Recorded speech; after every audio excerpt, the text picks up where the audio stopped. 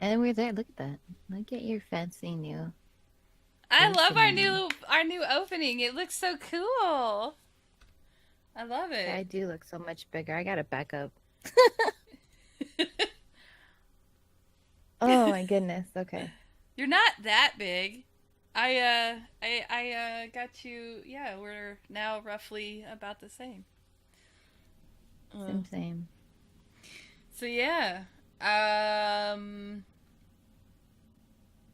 Gonna do our all our good stuff and let everybody know that we're here. We're live. We're doing this. We're making it happen. It's a thing. We're doing a thing. We're doing it live. What's up? We are doing it live. I really like that opening, man. That shit looked awesome. That was awesome. Okay. All right. Um I learned recently that you can put in your own transitions in OBS. And so I made that the transition from the GirlStreamers opening to us. I thought that was really cool. So yeah, you ready to talk about some video games and stuff? And stuff. That's what I'm ready for. The and stuff part. And stuff. And stuff. So I think first things up, we've got the Mixer partner update, which is probably the biggest update for Mixer in a while. Uh, a couple of days ago, they announced that Mixer now have to have, what is it, 1,000? I really thought you would talk about this since you usually it's so they have to have 2,000 followers. No, I'm just kidding. So they have to have I can 2,000 totally followers. do it. You gotta have your account has to be at least 2 months, and what is it, 12 or more days total? To 12 or more days total. Hours streamed per month is 25 or more total hours, which is really not difficult to get. And then, follow the terms of service and everything. That's, I mean, the follower goal is probably the toughest, I think, for that whole thing. I mean, my account is forever old because I signed up a while ago, but I don't stream on Mixer. But yeah, like, I don't know. What do you Well, okay, think? so I think for those things are pretty standard actually, but I think the biggest thing about the whole updates to the Mixer partnership isn't just meeting the stats and it's not just about numbers. They're also talking about the quality of your stream. So they're not looking at just the numbers. They're also considering a lot of different factors and focus on professionalism, uniqueness, and your community building. And I think that's like definitely worlds apart from what Twitch is looking at, what Facebook is looking at, that they're actually looking at your character, your personality, basically. Is like, do we want to have a partner on Mixer representing us in this fashion? Yeah. And I think that's awesome. I think it's really cool. And, like, honestly, if you look at just those numbers, that's really not that difficult to get most of those numbers. Especially on Mixer, like, it's not hard. I know Mixer is really big about, I mean, it's networking, here on Twitch as well, but, I mean, it's networking anywhere, but Mixer, I've noticed, has a big, especially if you play the same game as another group of people, they'll they tend to have the same people going back and forth. So, um, I think that's really cool. I think it's uh more streamlined, I guess, more efficient. It because before there wasn't really any real guidelines as to what you needed to be following to be a Mixer partner. There were, but there was a lot of confusion and it was really difficult to become a partner. And now they've kind of given you okay, this is what we're looking at, this, and this. Much like the way Twitch did with the affiliate program and adding in, here, you got to hit these goals, you got to do these goals, you got to do these goals. But like you said, it's not just number based, it's other things as well.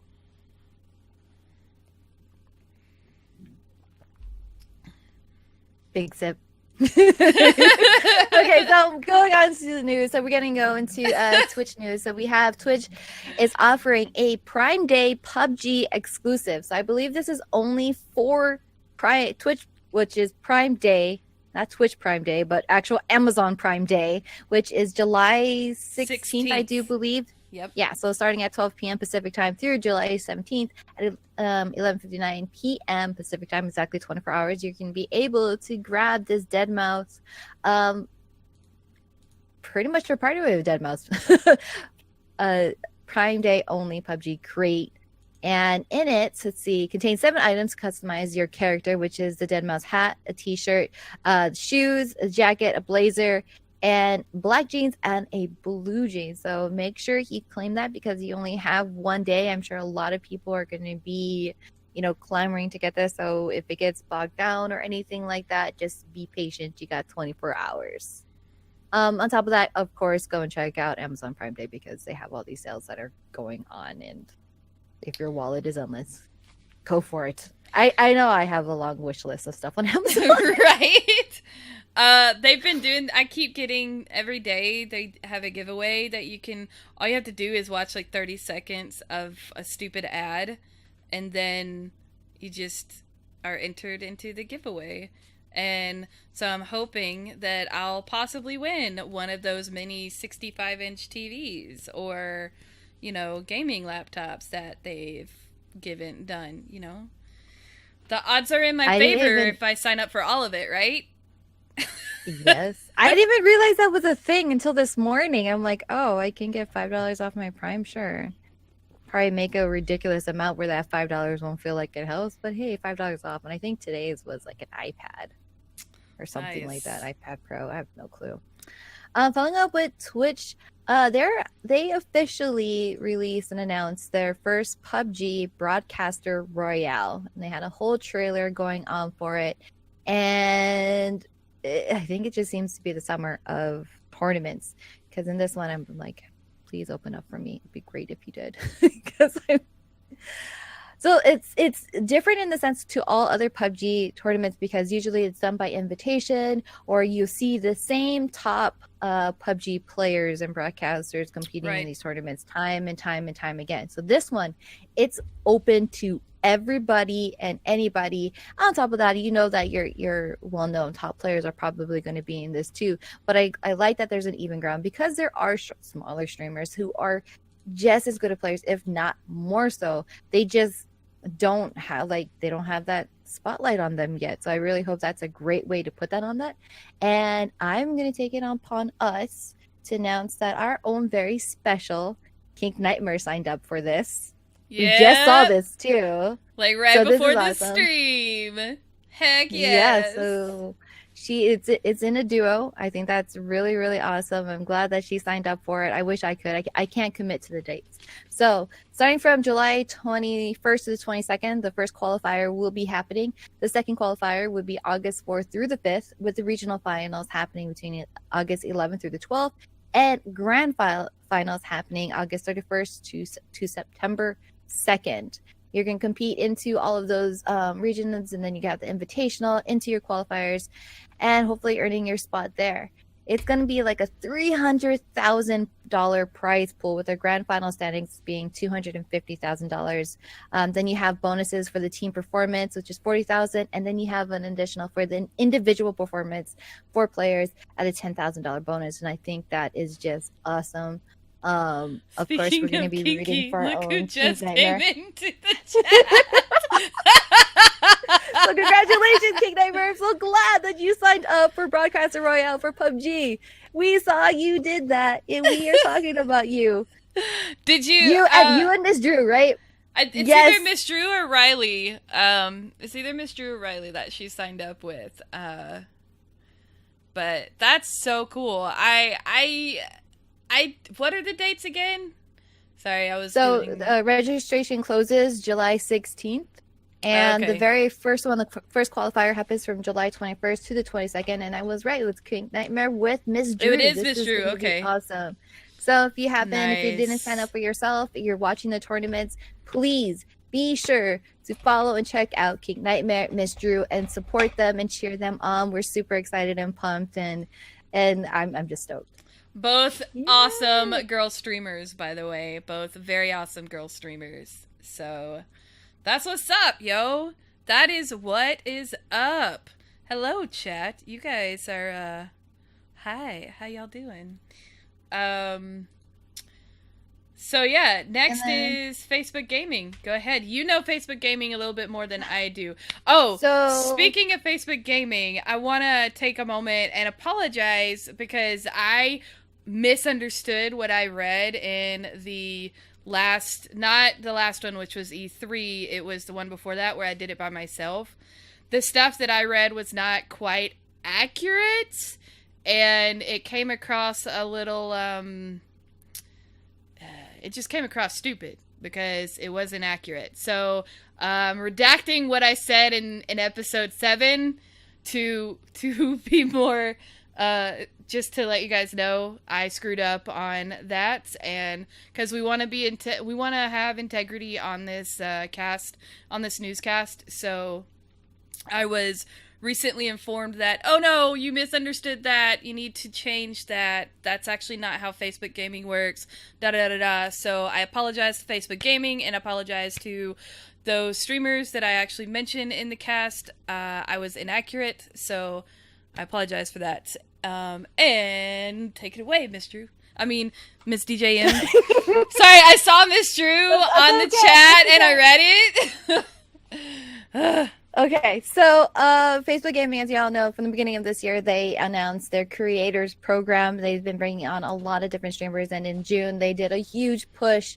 And I think there's a huge rift in the streaming community, period, where you had longtime partners moving from Twitch over to either Mixer or Facebook Gaming. I love that the fact that there's just a multiple different platforms to choose from, and that even non-partners, affiliates and unaffiliates, they have been switching and trying out different things because it's all about growing your brand and doing what is best for you and where you see the most growth and positivity. So talking about Facebook Gaming here, they enable this thing called support your creators with stars, which is basically how Twitch does their bits. So instead of, I think the biggest difference between so on Twitch, for us to earn free bits, basically we have to watch ads. It doesn't matter where you're watching ads. You earn those things, and you get like so many that you can do in a daily thing and as much as monthly. But most of the time, you just have to sit there with ads. Well, Facebook Gaming now has it so that it kind of comes up like a pop up and be like, hey, you earn X amount of whatever stars, you can claim them. Although that's the downside, is that you have to be able to click it on time when the pop-up comes up on the stream that you're watching. But it gives you about 30 seconds amount of time to be like, yeah, I want to claim it. It's free stars. You get to support the streamer that you are watching and supporting, and you don't have to do it by watching ads. It's just like an automatic thing, and it happens just sporadically. There is no time intervals when it happens, and there's no set amount of how much you're going to be getting. But free stars is free stars, and it's just a great way for you to show support without spending actual real money. Granted that you are able to buy stars if you want, and that's the part that I'm still trying to figure out myself as far as the pricing goes, because it seems a little bit steep. So for 1 stars, it's equal to 1 cent, kind of like bits. However, the pricing scheme for the Facebook kind of throws me off, because for 95 stars, it costs $1.99, which seems off. It's like $2 for 95 cents worth of stars, and then as you buy bigger bundles, it comes up with a different percentage. So, and the thing is, I think depending on where you're watching it from, if you're watching it from your phone, the stars cost a bit more, and I don't know if that's because of transaction fees from between whether you're using iTunes or iPhone or an Android, then compared to if you did it watching via your browser, because I know it's cheaper on the browser. I only watch one person on Facebook Gaming right now, so I watch several. I just like give stars wherever I can give them. I haven't spent a single penny, but it's just a nice feeling. I mean, even though it kind of seems like, oh, it's just 95 stars, when you build that up from however many people that's popping up for, it actually adds up to be a lot, and it's a significant amount. I I do have a question about Facebook gaming. So, because one of the biggest issues I had when I went and looked at Facebook, which by the way, it's not easy to get into Facebook gaming, like to get to the actual site. It's so weird and clunky. I'm sorry, the UI for It Facebook is. gaming is awful right now. They really need to fix that. It is so clunky, and it's not like I wish that I could. I'm on my Facebook page. I wish I could just go click Gutter Magic is playing on Facebook right now. Let me go find his stuff. But it doesn't. Like, it's weird. Like, it'll have a pop up on my notifications, but that's it. Like, if I happen to be on Facebook at the time, that'll pop up. But there's no, like, you have sidebars for other apps. Why don't you have a sidebar for your gaming? Like, seriously, like, that should be over there. It's super strange. It really is, and I don't disagree with you in that. Even though, like, just watching any of the streamers, it's very awkward, and even okay. So when you go and look up a streamer's page, there's two different ways and two kind of different URLs. So you can go to Facebook fb.gg / and then the streamer's name, or you can go to facebook.com / gamer's name, and it'll kind of bring you to the same person but from two different spots. And if you do the facebook.gg, it's super weird, and I don't get it sometimes, and trying to get into the chat is also a weird one. Oh, yeah. There's a lot of bugs.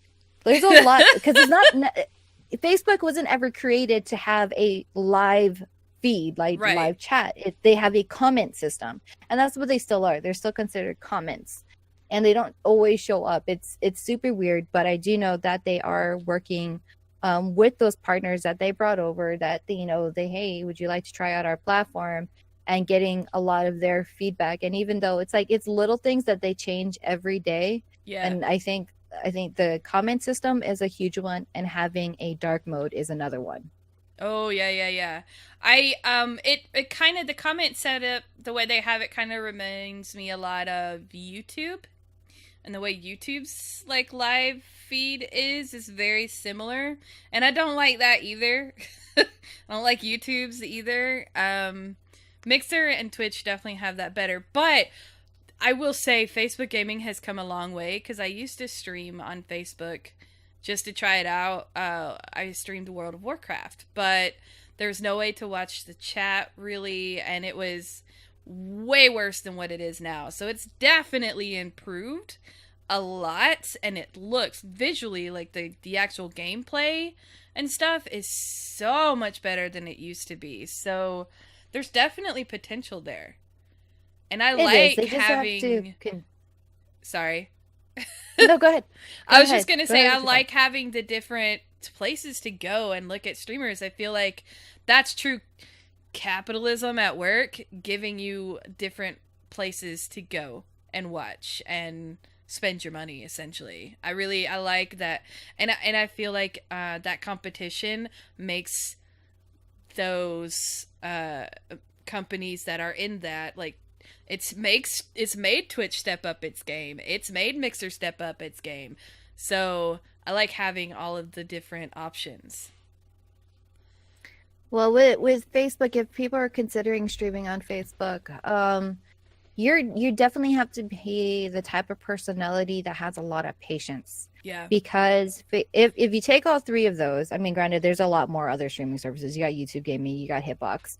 I feel like I don't know about YouTube Gaming. I'm just gonna leave that out there because of where it's at. I just like whatever it's. But if you take just those three, the type of person who's gonna decide to stream on Facebook is the one that's gonna be play the patient game and wait to see where they grow, and at least you're there from literally the ground up. I do know in their content creator program they have they have a group set for people who are joining their creator program and putting their voice in and making things better, and they're asking them directly, like, hey, I know you came over from this, and this isn't just for partners, this is for anybody that's signing up, so you can be a non-partner Facebook gaming partner. I don't know what their qualifications are for Facebook gaming partners. I do know for, I guess, what would be their affiliate program stuff. They have that on there. So in their level up program, I think your fan page, and it's funny because their requirements are almost next to nothing. And this is for you to add monetization. So 100 followers on your page and stream video games, not IRL streams, actual video games. So it can't be no creatives, it can't be IRL, it can't be no mukbang. Okay. 4 hours a week. That's it? That's it. To be an 100 affiliate. followers and stream 4 hours a week. Dang. Wow. And you get opportunities for I believe the monetization and stars. And I think that's awesome. I think there is a sub button. Funny enough, this is okay. So for Facebook Gaming, there is a sub button, and I think this is actually really cute, and I love this. And the only person I've seen this for is for Stone Mountain 64, because I haven't seen any of the other partners be able to have this feature yet. When you click the support button, it actually comes up with like this video of the streamer of like, hey, thank you for considering subbing me and supporting me. You get this special badge, you get this features, and it gives like this entire played up video for them. And I thought that was That's absolutely so clever cool and very cute as to like, hey, you don't have to do this, but by doing this, this is what you get, this is what you got, and this thank you for supporting. It's like this direct video message. And I thought that was like, oh, that's adorable. I wish that I want to do something like that, like every time. But I mean, you know, that's actually really cool. I like that. That's neat. So that's all I have for it. That's But yeah, really cool. if you're considering it, I think it's really easy right now to get into. I guess what is, I don't know what it exactly is called. I know it's a level up program. It's one step above being able just signing and creating and doing it on your own, but 100 follows, stream video games 4 hours a week. Like how easy is that? Yeah. I can play 4 hours. I play 4 hours of games a day. I'm sad. Okay. So that's kind of it. That's what and that brings us for all our Twitch and Mixer and Facebook news. Now popping it over to pop culture. Yeah, so this next one is Goosebumps. So we have a Goosebumps 2, and the only reason I bring this up is because the Goosebumps movies were filmed in my hometown. Like did you ever see the first Goosebumps movie? Wait, there's more than one? Like, well, I know there's more than one, but like, No, what do you like mean by the first? Jack Black, like the most recent one, the Jack Black. Oh, okay, yes, I have. Okay, the scene where the mantis destroys the courthouse, that's my mom's office. So No, that I didn't- was well, okay. Yes, I watched it. that was really cool. It's actually in the trailer, so you can watch it in the original trailer. But so I bring this up because I mean I love Goosebumps. I loved watching the shows as a kid, reading the week's book and then watching it on Friday when the show came on.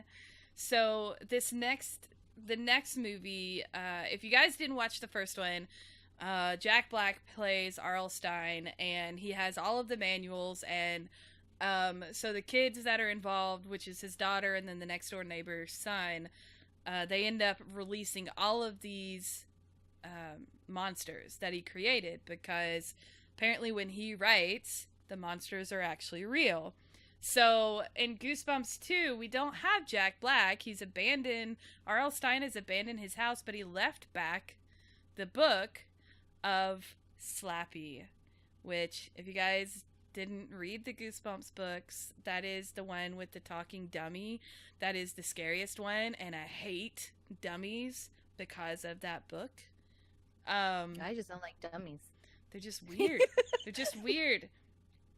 But so that's the premise of the next movie, and it comes out October 12th. And I think these are, you know, they are very kid movies. They're very geared towards children, but they're really fun Halloween movies that are not slasher films. You know, they're very good, much like Hocus Pocus. Like, it's like our Hocus Pocus, right? So that's coming out October 12th, and yeah, I thought that would be really cool to chat about. We should have a movie night at TwitchCon. I mean, We totally we're should. literally gonna be there like 2 weeks after it comes out. We can just go sit in the movie theater and go and watch it. We totally How should. fun would that be? We could. So And my favorite Goosebumps book, I think it was the one that had to do with the 3D. Like, remember when everybody loved those damn 3D posters? And I think I can't remember the title of the book. I oh cannot remember it. But it yeah. came with a 3D. I remember just being in school, just like holding this thing up to your face and having your friends slowly pull it back so you can go Yes. cross-eyed to see this 3D image. I learned how to look at the 3D images real fast back in the 90s. Like, you have to cross your eyes a certain way to make it happen, but I can pick that shit out so fast now. Oh my god. Childhood. Nice. Speaking of childhoods, for those of you who enjoy Star Wars and are not complete fanboys, because we all know how the fanboys hate Star Wars, okay? We all know how the fanboys hate Star Wars. They love to hate it. So anyway, Star Wars has two really awesome things happening right now. So the Obi-Wan Kenobi movie is actually happening. And the way they found this out is in the Belfast Telegraph, they were talking about there's filming up in Ireland they're talking about Game of Thrones and the Game of Thrones spinoff. And then, like, there's like a blurb in the Belfast Telegraph that says, oh, and an unnamed Star Wars picture has been filming with Ewan McGregor. And then continues on. And it's like, whoa, whoa, whoa. And they continue talking about Game of Thrones. It's like, whoa, whoa, whoa, whoa. You go, what? What is this? What is this? So, even though it hasn't officially been announced, it's been announced that Ewan McGregor is coming back for his reprising Obi-Wan Kenobi. And I just think that's going to be really cool. I liked his portrayal of Obi-Wan. So the paper is actually reporting that production will begin in April 2019. So it's still got a ways off before it happens. A lot of people thought it wasn't going to happen because of Solo and how Solo did in the theaters. But I think, I think that's a lot of the spin-off movies like that are not going to do as well as the main storyline movies, about I thought Rogue One did really well. Rogue One did well. I'm not sure what the actual price tag was on that. Solo, the thing is, Solo did well. It just didn't do as well as they were hoping, but it did well. To be fair, Game of Thrones is better than Star Wars. No, Osiris, no. I'm with you on that one.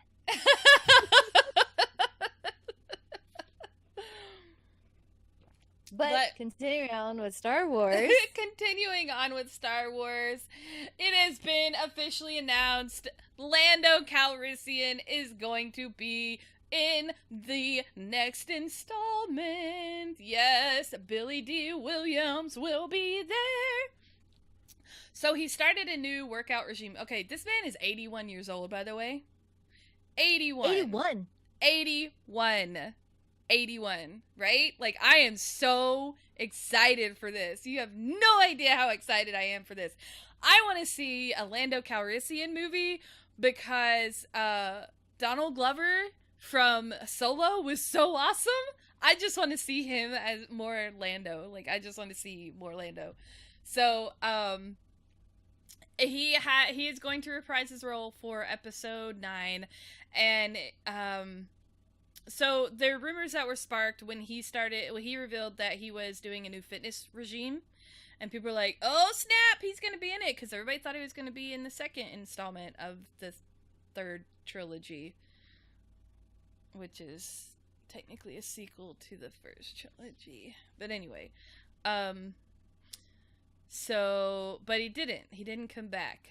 However, he's coming back for this one. And there's not really anything else I can say to that. It will be released on December 20th. They will be filming this summer. It'll be released 2019, December 20th. Yay. Okay, I'll give you that. Arya is a badass. Star Wars does not have Arya, but it has Princess Leia, who is also badass in her own right. Anyway. Man. Sorry, I'm looking at the next topic. So, I know, right? if Star Wars isn't your thing, but very crude humor is, Deadpool 2 is coming out with a super duper cut. So, San Diego Comic-Con is next weekend, and in Hall H, they are actually presenting unseen footage. I think there's like 30 more minutes worth of footage in Deadpool 2 that is no one's seen before. They're going to be showing it at San Diego Comic-Con, and it will actually be one of the releases or editions, I guess you can say, of DVDs and Blu. Why are we still making DVDs? Hey, look, I don't know. I don't know either. But that it will be available. Let's see, the digital version will be available August 7th, with the Blu-ray coming out August 21st, so everybody else can see it. But if you're at San Diego Comic-Con, make sure you stop by Hop H to be able to watch that.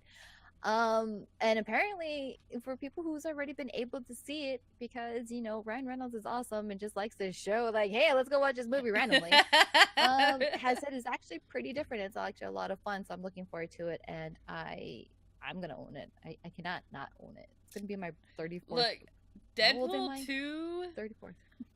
Deadpool 2 was awesome. That movie was so good. I laughed and cried and laughed at the same time in that movie. It was so good. They really did a good job with that. And if crude humor isn't your thing, but you love the BBC and you like a good doctor, then the 13th Doctor toys are also coming out, and it is an absolute must to own. Oh my god, they're so cute! I want them so bad. I want them all. I want the outfit. I want some toys. I know. I think they're just amazing. I mean, the 10th Doctor will always be my favorite Doctor, but the 13th Doctor is right up there, like almost tie. I love her suspenders. Like, I love her outfit. It's just so fun. It's so fun. I'm so ready. I'm so ready for it. And then, yes. And again, this is going to be one of those hot items at San Diego Comic-Con, because that is the first place that you will be able to get your hands on these things. So yep. I highly suggest, if you really, really want this and you're not going to San Diego Comic-Con, do not buy these on eBay. Do not be ripped off. Okay? Be patient. You don't need it right now, right then. You can wait till later this fall when it'll be available everywhere else. Please, I do not want to hear or read or have a future like Cosmic Bulletin of episode 9 and 10 where it says that somebody bought, these figures, these 13th Doctor figures for some outrageous price, for like $1,000. You know what? You have $1,000 to go and spend on these toy things. Give it to me. I will hold it for you until you have better common sense, and then I'll give it back to you in the fall, and you can go and buy it for like $10. Okay. Right? Like, it will be available. It's not, I mean, Funko Pop is known for doing their own line for San Diego, and it's a special Comic-Con thing. These are not special. They are not San Diego exclusive. So, you can still enjoy them later. You know what's insane? So, okay, I stopped going to San Diego Comic-Con and focusing on other cons, but I have tried to get the Funko. You have to basically stand in 3 different lines to be able to even buy a Funko Pop. So Holy you have cow. to wake up. Yeah, you have to wake up at the ass crack of dawn, go stand in a line to get a ticket so that you can go to a timed place. So this is outside of the con. This is even before the doors open. So you get a little badge or a little ticket, and then you go to the Funko booth inside so that you can place at what time, between what time do you want to stand in that line there. Wow. And then hopefully when you get into that second line, the pops that you want to buy are still there, and then you go and stand into another line to hopefully pay for it, and then hopefully the day isn't over. Jeez. No, Jeez. no, I'm good. Yeah, husband used to go to San Diego Comic Con when it was comics. Uh, in fact, I think I read somewhere that one of the largest comic book uh companies, or one of the largest sellers, no longer goes to Comic Con because they can't afford the booth anymore because it's so expensive. It's insane. It's like Comic Con started. Comic Con is for comics. When did Why did Hollywood take over? Why can't you make your own con? It's okay. I still think it's cool. It's a lot of fun, but that's like kind of the reason why I stopped going. Is just that it is so incredibly crowded and packed. I can't enjoy it. Right. I love that. I go there because the trades are so cheap.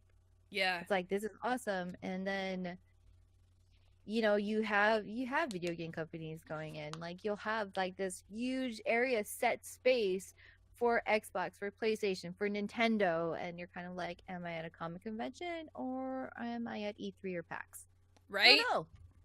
Yeah. Yeah. Well, speaking of comic books, Joker is going to have a film, but it's gonna be Joaquin Phoenix. I don't know how I feel about that one. I'm really not sure. I don't have anything against Joaquin Phoenix. Right, he's a great actor. He's a great actor. But he definitely does not have the physique of Joker. Now, that doesn't mean anything because Gal Gadot does not have the physique of Wonder Woman, and she proved to all of us that she is a badass Wonder Woman. But Joker has always been kind of lean, and Joaquin Phoenix is definitely on the bigger side, like buffer side. And although I never saw Jared Leto's Joker, so I don't know how good that was. But Heath Ledger and Jack Nicholson will always be like a Joker to me. And then Mark Hamill, because he's just so fantastic. So I don't know. I'm intrigued. Okay, Somebody asked. So my thing, yeah, I was gonna say. So do we need another Joker movie from Meg? No. I don't think we do. I think you're right. At the same time, what I think is a very interesting thing. So I like Jared Leto's Joker. I didn't think I was, but surprisingly, I actually enjoyed it. But Jared Leto also has a Joker movie coming up that's a spinoff, and it's going to have those old thing. How can you have two different Jokers? Okay, I thought that was this at movie. the same time. No. Okay, so this is a completely separate movie. Yeah, Joaquin Phoenix's Joker is not going to be tied in with the current DC universe.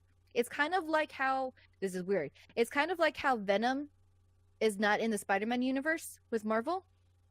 I mean, that has to do with licenses and paid stuff, but just theoretically, just in writing, they are not in the same universe, but they're happening all at the same time.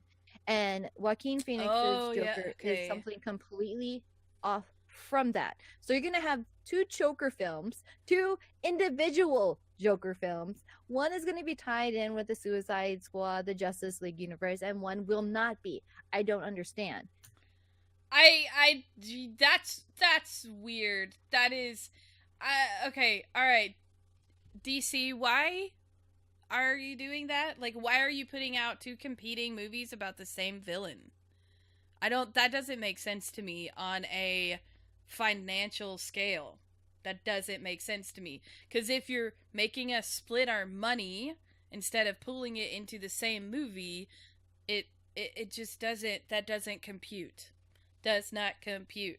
Yeah, because my husband and I was telling him about this when I read it, and he was like, wait, is he going to be the Suicide Squad one? I was like, no. He was like, but Jared Leto, isn't there supposed to be another Suicide Squad movie? I was like, I don't know. Maybe they canceled it, but no, they didn't. No, they didn't. They're happening at the same time. To answer Sarah's question, or not really a question, but more of a statement, kind of would prefer a full-on Harley Quinn movie. Actually, in a previous Cosmic Bulletin, we did talk about that. There is. Oh, yeah. Yeah, there is. There's gonna actually, well, it's not gonna be just hers. She is in the. I kind of like forgot her name. Harley Quinn. Margot Robbie. Yeah. She did not want a just only her because, and it actually makes perfect sense. Harley Quinn has always been in a group. She's never been by herself. She's always been a part of something else. So they're making Birds of Prey, which is going to be a very fun movie of all, almost pretty much an all female cast of superheroes and anti-heroes.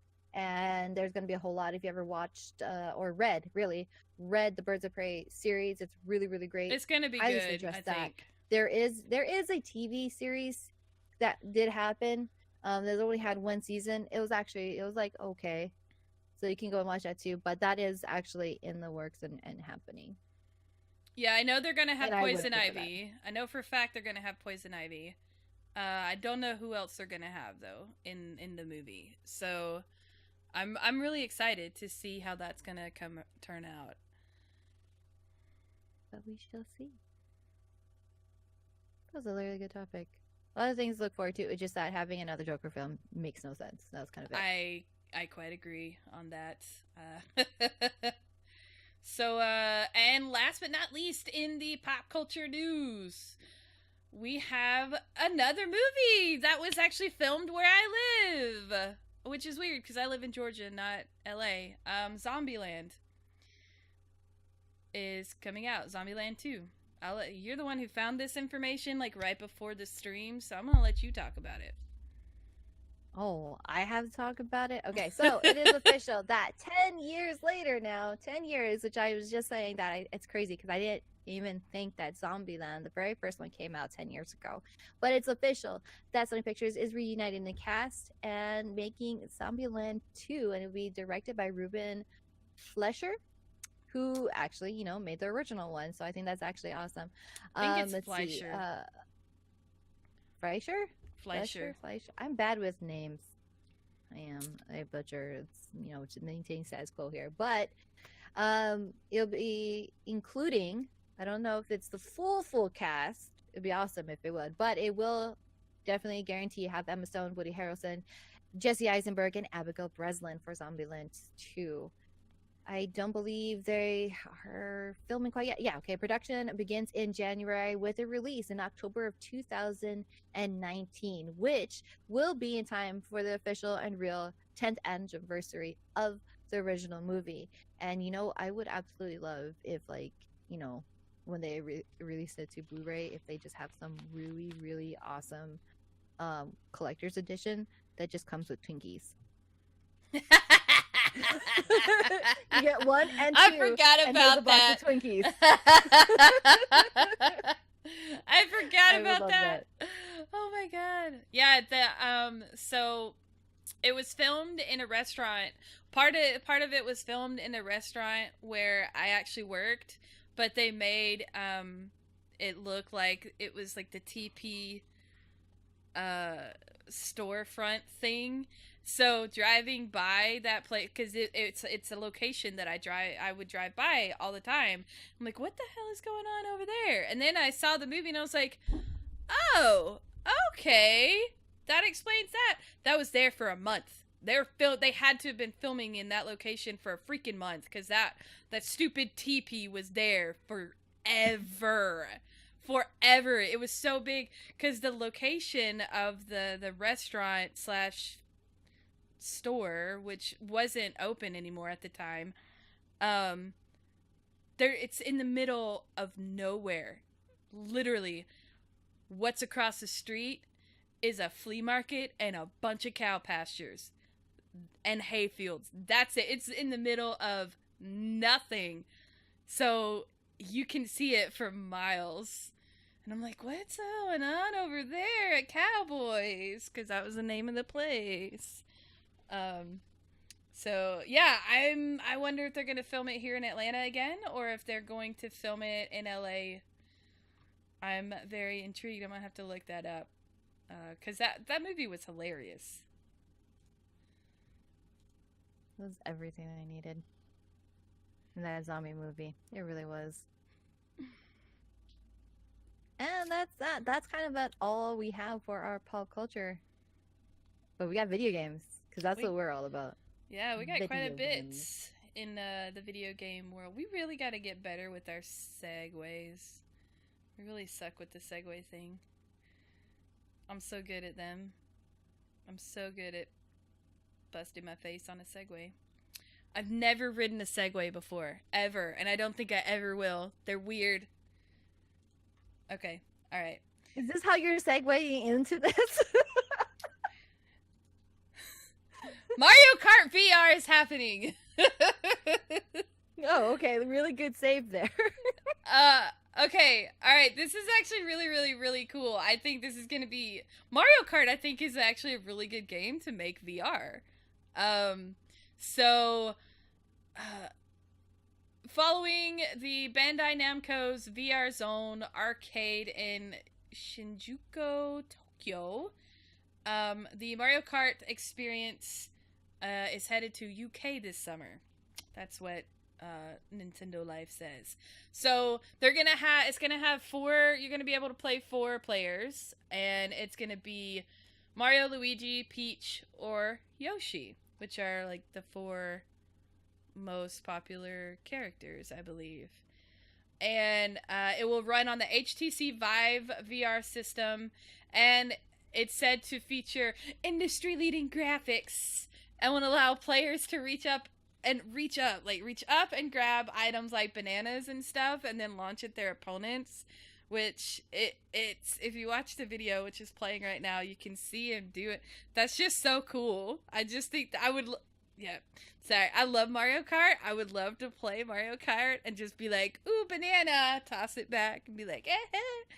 All right, I'm done now. So I want the chair. I want that chair. I know, it's so cool looking. To just give that full effect there. And I'm also super, now that you're mentioning that, the whole grabbing and throwing it back. It reminded me when the Wii originally came out. You remember how many people accidentally threw their controllers at the TV? So I'm kind of like liking that it's actually attached to his wrists in a way. Yeah. Because I can only imagine me just throwing, literally just going through the motion of throwing stuff and accidentally like letting go of my controller. Granted that a lot of them now come standard with the wrist straps, so that you can't really do that. I still feel it's like completely possible, but it looks like so much fun. I'm actually kind of surprised that Nintendo is actually okay with this and having their game on another platform that isn't theirs. Yeah, that's very. But I mean, they don't have a VR system, and I don't know that they're even working on one at all. Are they? I don't know. I don't remember hearing any news on it. I'm still just super surprised because Nintendo doesn't like to share. I know. Nintendo does his own thing, but so this is a market. So if you're, well, I mean, I think their best bet is to partner with another VR system, another company that does VR at least, and make it exclusive there. You know, because they're great with their exclusives. But it will be, if you are in London, you can check it out in August at the VR Zone, located within the Hollywood Bowl at the O2. And then it will be rolled out to VR Zone portal locations at Hollywood Bowl in Tunbridge Wells and Leeds. So you can book your place in advance, and there's actually an official website that gives information, which I will not link in chat because I've got it up on a completely different computer. Give me a second to pull it up, and I'll be able to link it in chat because I'm smart.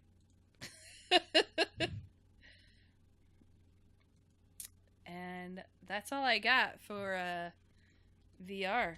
I think that's so cool. I'm actually really excited about that. That right there makes me want to go buy VR more than any of the other VR games that are out there right now.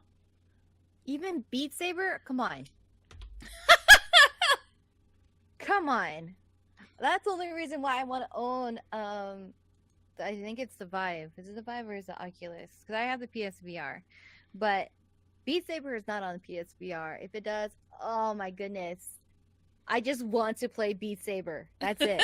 That's like that was my number one reason. I will gladly spend $800 just I mean, to use okay, the sounds I'll of give it to lightsaber. you. Beat Saber does look really, really cool. Uh, that is that I forgot about that Super hot. game. Yeah. Super hot is really good too for VR. I gotta try those. Those are the two games. Like Lone Super hot. Echo. Oh my goodness, Osiris says Lone so good. Echo. What's Lone Echo? I haven't heard of I that don't know. one. I haven't. I have not heard that one. I haven't played that one. But we don't have a VR. But we do have a PS4. As do I. Speaking of That's why I said we. PS4. Oh, I thought you meant we as in your household. We, as in my partner over here. I mean, I'd hit that. I can be your partner. Okay. So PS4. Subnautica is coming to the PS4. I might buy this for the PS4. And then I might just buy it for... I want this game, just in general, because this game just looks really cool. And I was watching Keith Nightmare's husband play it. Rough Galaxy was playing it. And it's just... I like the survival simming kind of games, which is kind of what it is. But the creators, Panic Button, have been developing the PS4 version for a while, and so they are now launching the game this holiday season. So you can pre-order the physical version of the game thanks to Gearbox right now. You can actually order the physical copy, pre-order right now for the holiday season. If you don't know what Subnautica is, it is an immersive game that you go underwater and you're essentially trying to survive.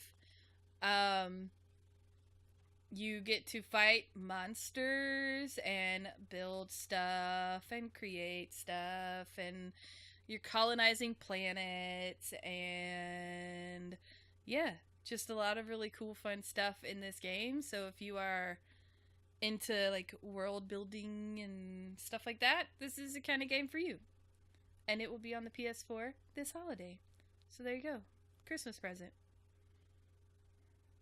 That's what you want to do for Christmas. Survive underwater. Heck yeah. All right, so this next couple ones is all me.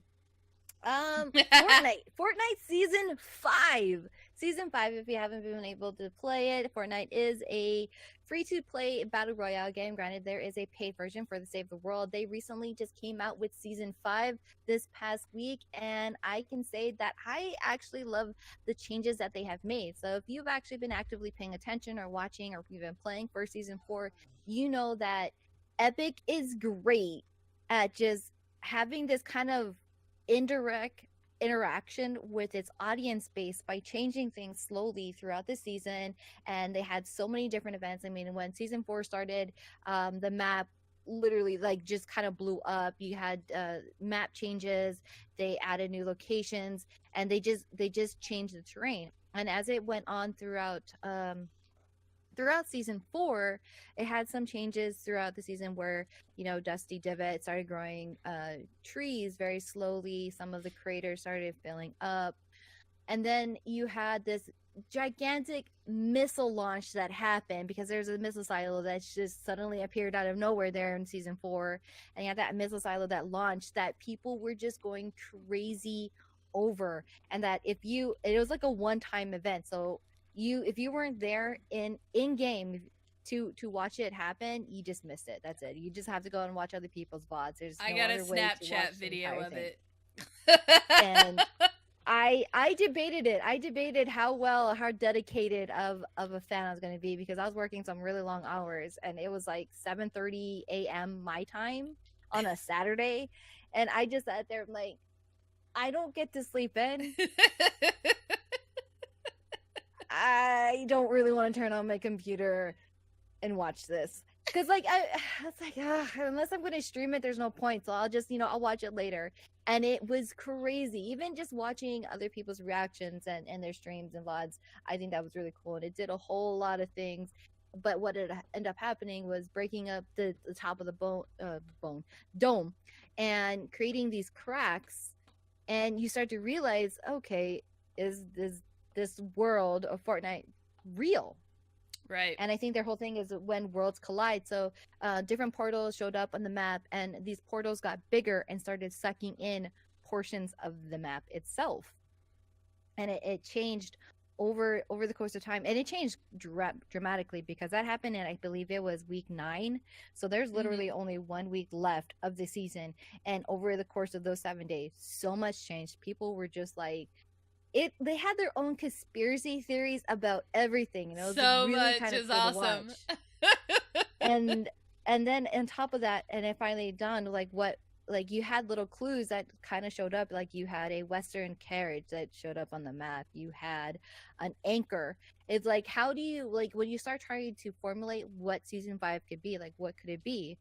And then in the real world, our world, like out of game and like in the strangest places, they have things from the game show up in the real world. They had Durr Burger in the middle of the desert in California, and they actually had a paid actor out there that was like an agent. So did we out cards. Did we find out? Oh, that guy. Okay, no, I want to know about the photographer who happened to stumble across Durr Burger and talked about it on Twitter, and then the paid actor showed up. I'm sorry, that guy was paid too. It's totally a PR stunt. So if you honestly think a photographer randomly came across Durr Burger, you are a sad, naive person. That dude was paid. There's no way I don't know who thought that the first person who put that out there wasn't a paid actor to begin with. Obviously, they could have just like had a couple fans that they leaked something to, and like, hey, here's these coordinates. Maybe you might want to go out and check it out.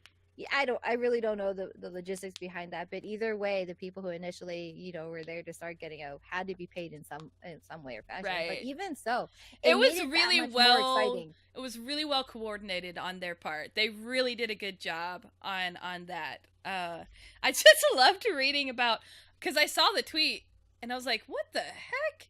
And this guy's like, I just happened to stumble across this in the middle of the desert in California, and I'm like, no, you did not. There's no way that thing, because if you look at where it's at, it was literally in the desert. There is no reason for anybody to randomly stumble across that shit. I was like, no. And the thing is that, like, people even thought that was fake, that maybe it was something that was fan made, because the whole assumption that for people who were in disbelief was like, well, Epic isn't located in California. Why would they have their stuff in the middle of California where they could be on the East Coast in, where is it? North Carolina. I think their main station. There ain't no deserts in North Carolina. But even then, like, people were just asking, like, why would they do that? In my mind, is like, why wouldn't they?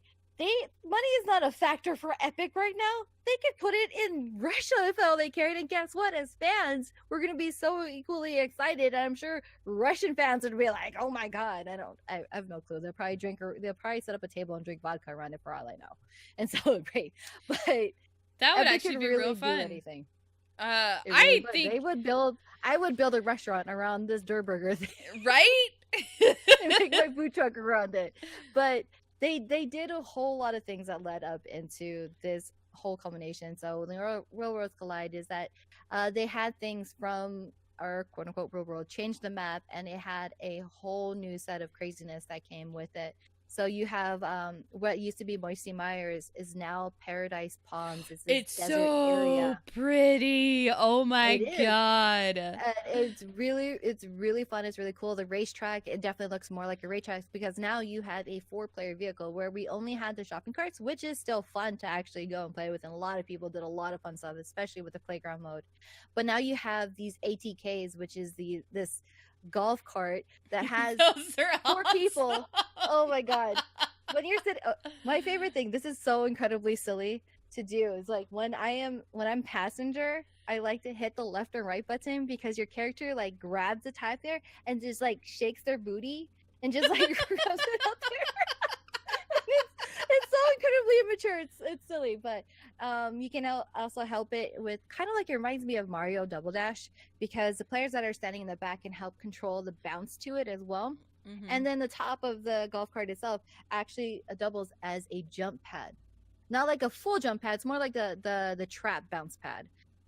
In a way, it's kind of I haven't used that feature or tactically used it in any efforts, maybe to just do something really incredibly silly that's not necessary. On top of that, they also added lazy links, and a few other different points of interest have showed up on the map. That's kind of changed a lot of things. Dusty Divot, it's still somewhat of a divot. It's filled with trees It's now, and it definitely kind of grown up a actually little bit in just a areas. little bit, but it's Um, still a divot. It's still kind of a hole. You still have to kind of climb out yeah. of this crater in a way. But you know what it reminds me of? Jurassic Park. I thought the same thing. I had that same thought. I was like, "Ooh, I've seen this before. This is kind of that's exactly what it was that I was thinking of, but I couldn't think of it when I first saw it. Yes, thank you for putting words to that. But that's what it reminds me of.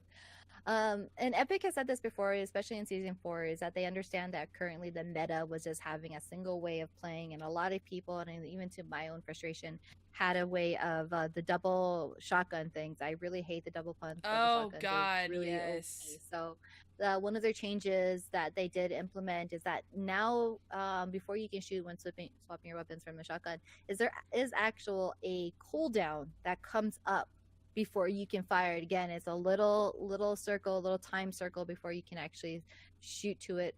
A lot of other, I guess, overall, just visually, that it was changing. There's a whole lot to this update, really, and we can break It's down a every big single one of update. them.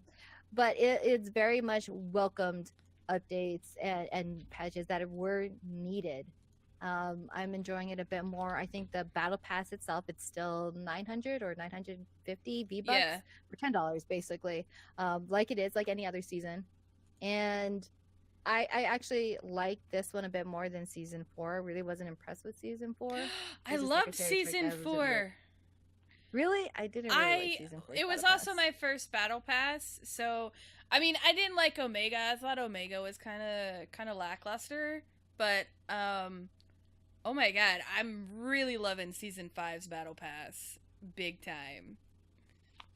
It's a lot of fun. I'm almost done with all of my challenges. I just got to get explosion kills, I think it is. Pretty much all it is, that stuff. And you know what? Even if you don't play the This battle is royale stuff, my list of I write down what's on the weekly challenges so I can keep up with it. So I don't have to keep tabbing. I've got a few things to do this week. oh my god. Even if the battle royale is not your thing, they have a lot of changes and a lot of new things in Save the World, which I think it's cool that they kind of keep them up to date, like almost on par, the same type of similar things. So they added a whole new missions and llamas. I think my favorite update so far to Save the World is Challenge the Horde, where you can rally with your squad and prepare for the ultimate challenge of survival and teamwork. I absolutely love that. You also have the Wild West heroes in Save the World, and they have their own skins in there as well. But for all of the updates and everything, if you want a better breakdown of all of the patch notes and everything that has changed, go and check out epicgames.com Fortnite and check out their patch notes for season 5. I also posted that in the Twitch chat for people who and are what up, Eddie? in there. You're the best. And not to end it, we still have one more thing for Fortnite news. So today was the very first. You sound This so was painful to watch. Okay, I am disappointed because this was the very first summer skirmish that Epic is actually putting on this tournament, and they had a whole lot of hype in it. And today was the very first one for the summer. So if you don't know, over the next 8 weeks, Epic is putting together and having an $8 million worth of prize money. And it's, goodness. So they have a bunch of people who signed up and a bunch of people that they invited. First place taking $50,000. And I believe every single person that plays will get some kind of money. These are all in duos. So the first place gets $50,000. That's a huge chunk of money. With the 16th to 20th place getting $2,500. and a bonus award of $6,500 will be granted to the team with the most eliminations in each match played. In the event of a tie, the teams will split the bonus award equally. So they're definitely pushing and promoting, not people camping and waiting till the last minute to hopefully get to the top 10 or anything like that. They're actually super promoting having fights and having battles, which I think was really, really cool. Now, actually watching it this morning was so incredibly cringy and painful. So I don't know how they do not have their own spectator cam. Like, come on, it is your tournament. How do you not have your own spectator cam for your own game? Like, you make what, $5 million a month, and you can't pay some people like, hey, we should put spectator mode into our private matches where these tournaments are going to run. No, they didn't. What they had is that everybody that was playing was streaming, and I guess this is a great way to showcase their stream, but they just kind of changed into the point of views. There was no, like, not like PUBG where you can go to a whole overlay of the map to see where players were landing, where they were going. There was none of that, and I think that was so poorly put on. And then on top of that, it was laggy. They had private servers for these things, and there was still lag. Like, for real, there was lag. It was so bad, and it was. I can't remember because I'm just so disappointed in this. There was a team that was eliminated because they were trying to jump on top of the stairs, but the lag was that the animation wasn't completed, and they died by the circle because they were trying to get out of this location. And there were so many of the streamers, and I don't believe the shoutcasters, which they didn't really do. They were like an okay for shoutcasting, but because of the perspective, it was really kind of painful to watch. So when they were switching to the perspective of the person that's streaming that they're spectating, or not really spectating, just changing the stream too, they still had the audio up for those chats, and like you would have them. I can't remember the girl streaming. She's like, the lag in this is so bad. And then shortly after, the shoutcaster was like, oh, they saw the lag themselves. Okay? They saw the lag themselves. They're like, oh, the players can't be experiencing this lag. There's no way. And then I was like, did you not hear this just streaming her saying that she can't play with this lag? There was a lot of that happening. It was so bad. And I believe they were supposed to have 7 games today. They did not happen because it was affecting their players. It was an unfair advantage. So they cut it short. They put too much money in the PR for season 5 and not enough in the tournament. And it's sad. It's super sad. God. So, and it was, I mean, the game is literally just so close to being esports ready. It just needs that spectator mode. It needs better server support. But then again, this is Epic, and I'm going to go there with this. Their servers weren't that great when Gears either. So, and how long have they been doing that? A really long time. They did end it early. They did not say or announce how they're going to determine who the winner was because they didn't play all 7 of their games. But in another streamer who was participating in this, I guess there was a message sent out in a private Discord that they're all having, is that they are ending it early, that they will all be reinvited for the next one following up, and they'll give them clear directions in the coming. This is another thing too. So at the end of the first match, the first game, they associated that the lag that everybody was experiencing was because of using C4.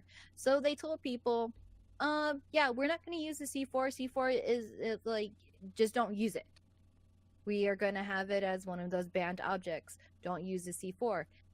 I don't know if people don't know how to read, but a lot of those teams are still using C4, but it didn't disqualify them.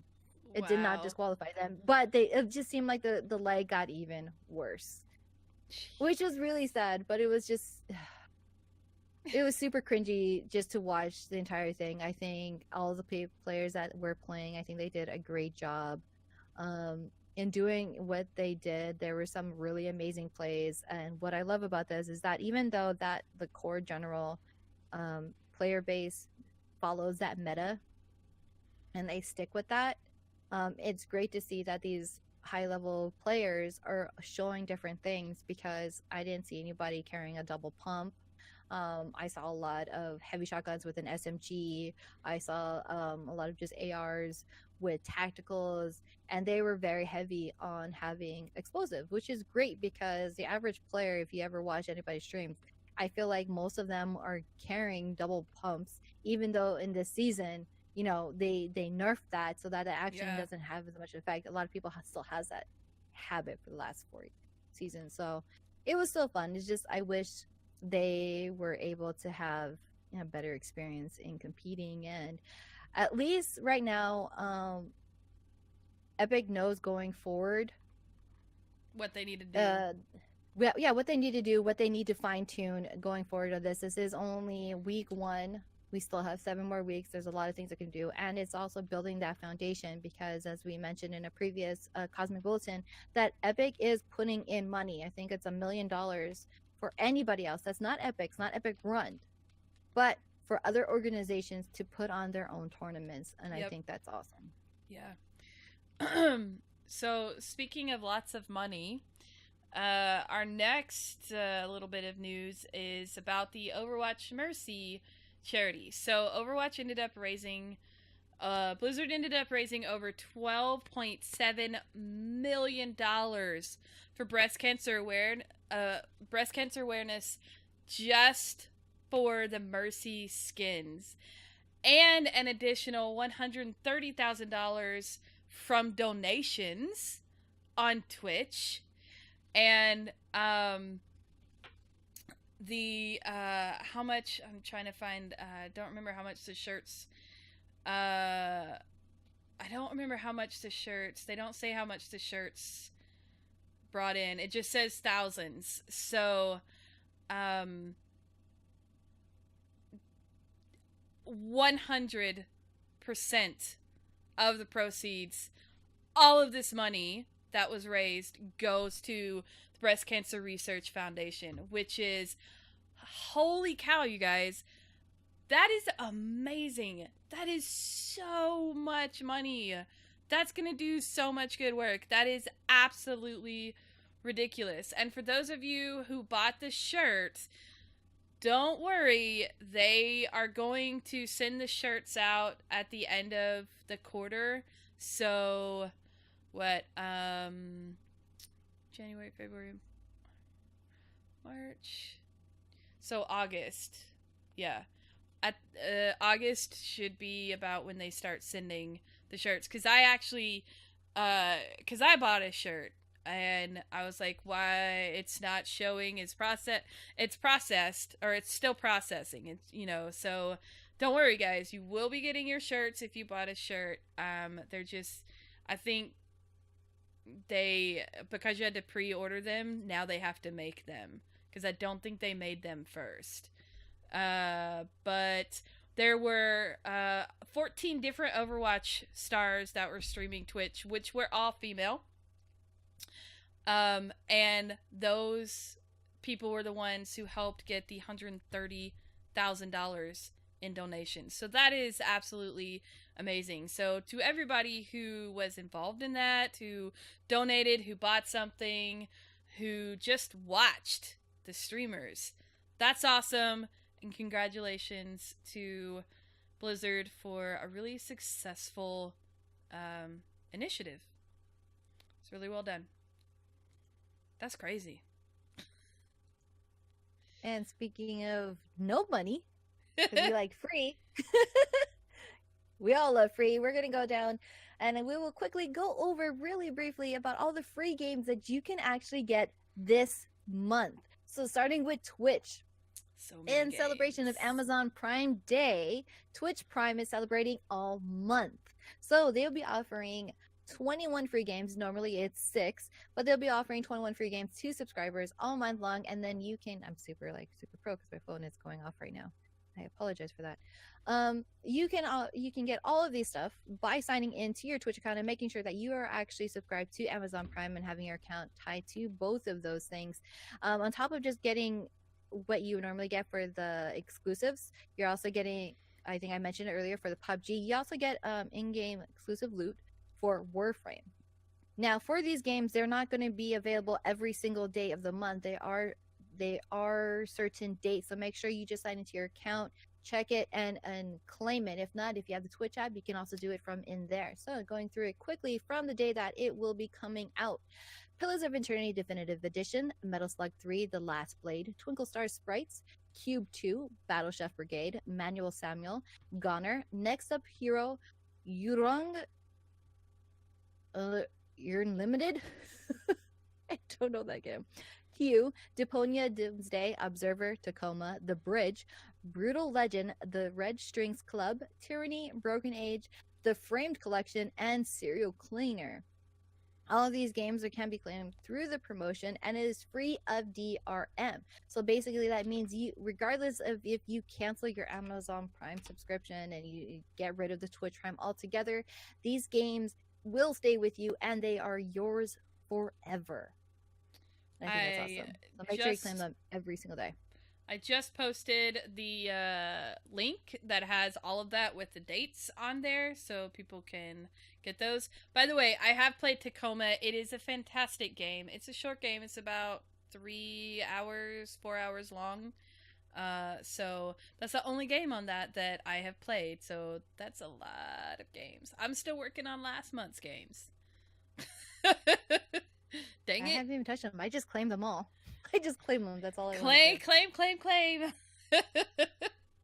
And then for July's PS Plus games. For PS4, you can get Absolver, Extreme Exorcism, Heavy Rain, and Space Lords. For PS3, you get the Extreme Exorcism, Rayman 3 HD, and also Space Lords. And for the PS Vita, you get Space Lords and Zero Escape, Zero Time Dilemma.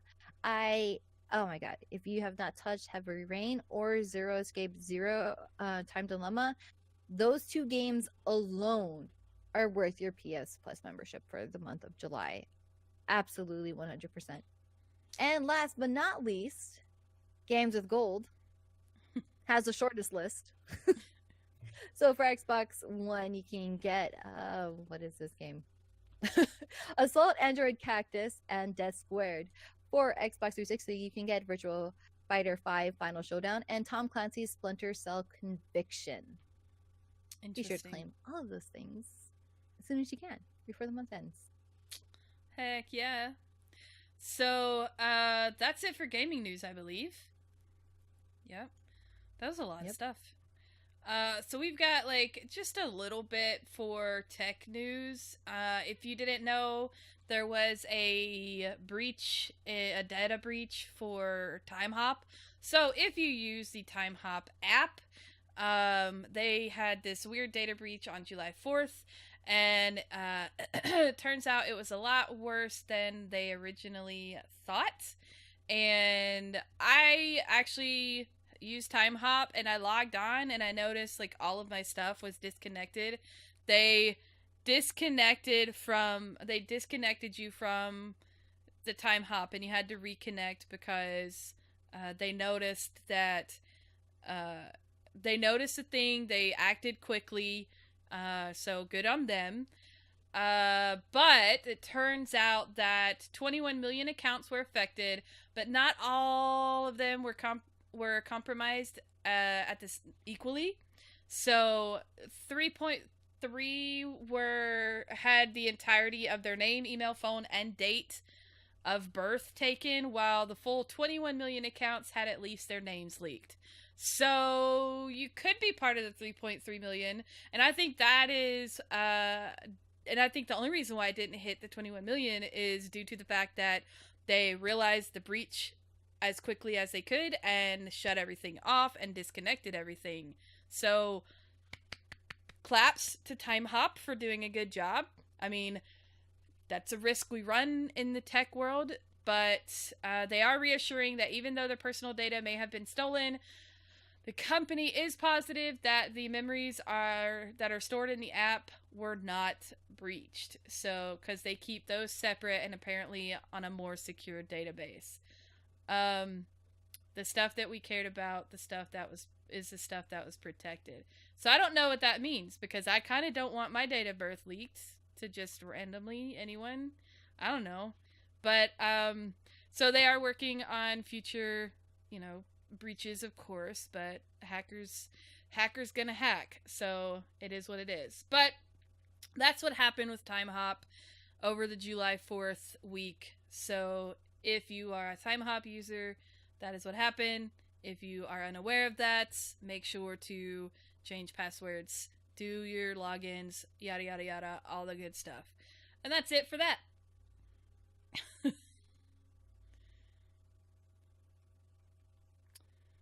Okay, so this next segment I'm super excited for. Super excited. So we're gonna try to have our review section of the Cosmic Bulletin as often as we possibly can, and we open up a new initiative, and this is open to our members of GirlStreamers that reach the Galaxy Girl status by being super active in our Discord, and they have the option to become freelance writers for us and receive some content to play and review. And I'm so happy to say that I'm so bad at butchering names. Maria. Maria was the very first one. Thank you so much, Maria, for being the first one. She actually played Pamela, and I kind of wanted to play for myself because it actually looked really cool, and she wrote up a really great review over on our publication. If you don't know, we do have a blog over at medium.com. It's medium.com/girlstreamers, and we're going to be posting up all of our content, and that's also where we post all of our notes that we talk about for the Cosmic Bulletin. But you can read her full review of Pamela on there, where she gave the average score of 7.2 out of 10, which I think that's actually pretty good for a early access game. She also has some really amazing screenshots and gameplay from her streaming it and playing it. I loved it. Thank you so much, Maria. You can go and check her out on Twitch as well too. Hopefully maybe she'll be playing it and revisiting it, because it is an early access game. There's going to be a lot of changes that comes out before the full version of the game is fully released on Steam, which is later this fall. Thank you so much. But yeah, it's very good, detailed review going into a lot of aspects of the game, and I really enjoyed it.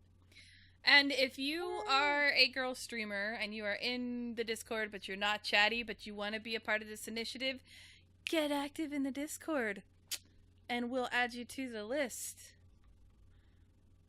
We'll see where it goes. But yes, go and check out our Medium blog, medium.com/girlstreamers, and go and check out Maria's review on it. You can also follow her on Twitch at twitch.tv/Maria83. Heck yeah. Yeah.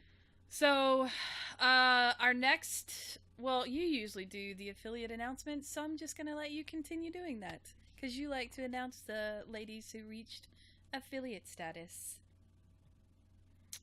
You do? Yeah, I do, actually. Okay, so I mean, usually. Usually I do. Usually I'm like a whole lot better at it too. So, this is a part of our show where we love to give also a shout out to all the wonderful women in our community that's worked incredibly hard to reach their affiliate status here on Twitch. So a huge shout out and congratulations on your hard work to Lamb I Am, Princess Knives, the Frisky Fox, Fine Dimes, Nandi Monai, Dead Doe Eyes, KT Haichi. Oh my goodness. I'm so sorry. So sorry for the names. The Zelda Land, and Issa Fisher 88. Congratulations to you, ladies. I appreciate it. And our next Cosmic Bulletin, over like in 2 weeks from now, if you reach affiliate status, or even something super exciting that happened to you for Mixer, or if you got partnered there, or Facebook Gaming, or on YouTube, let us know. We want to be able to celebrate with you on this milestones and give you a shout out here on the Cosmic Bulletin as well. Definitely. So, our next podcast will be July 22nd, which is a week from tomorrow, with the lovely Martian Cat. She is super awesome. And our streamer of the month was voted, I think you say her name heartily, but you can watch the thing like right there. Oh, nope, right there. So we'll watch that really quick.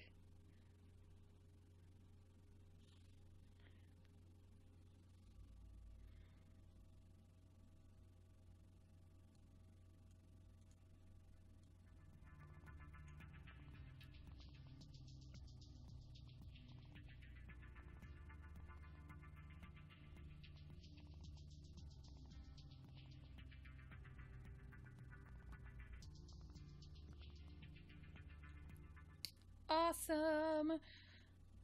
Don't forget you can find Heartily over at HEART1LLY on Twitch. So, congratulations for making July's Streamer of the Month.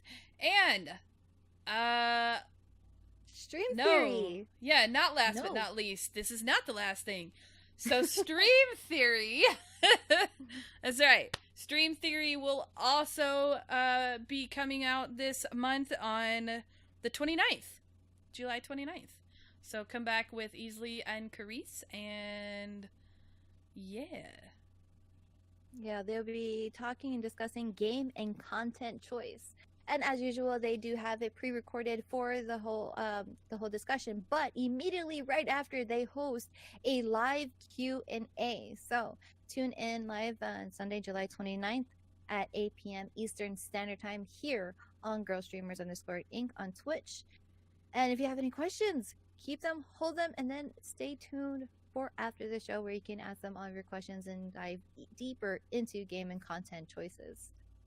And I'll go with this one because I think I'm the one that's hosting it. So our next Girl Streamers Team Community Game Night will be held Saturday, 2 p.m. No, it's going to be immediately after the Cosmic Bulletin, episode number 9, on Saturday, July 28th. Immediately right after, I'll be hosting the game night.